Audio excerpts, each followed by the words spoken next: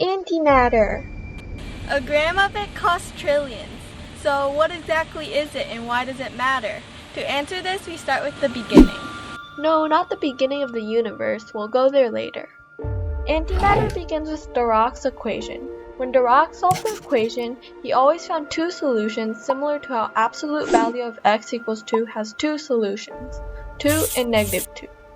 He predicted that one of these solutions was a particle like an electron and the other solution was the antimatter pair, in this case a positron.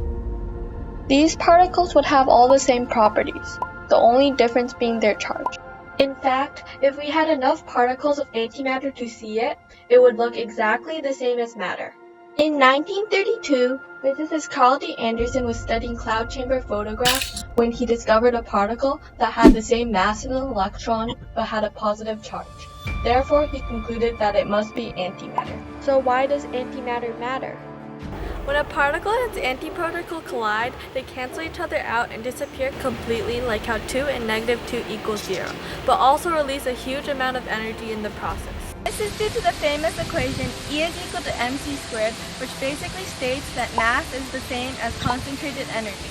Specifically, a gram of matter and antimatter combined gives off 90 trillion joules of energy.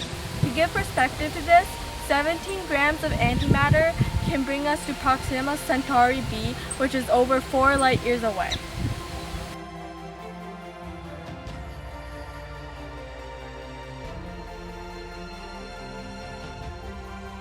Well, if antimatter is so efficient, then why don't we use it more often? Unfortunately, antimatter does not exist in many places because it combines with matter, which is all around us.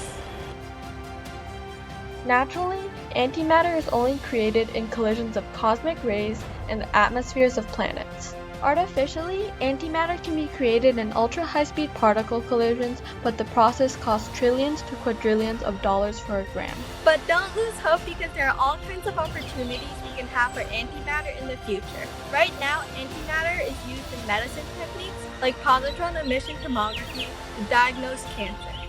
In the future, antimatter could revolutionize space travel, be an infinite power source, or perhaps even lead to anti-gravity. But the biggest question is matter and antimatter are the exact same except for their charges. As far as we know, matter and antimatter are the exact same except for their charges.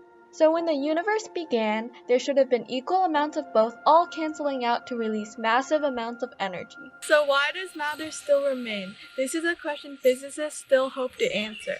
But who knows what we'll discover in the future, because somewhere something incredible is waiting to be known.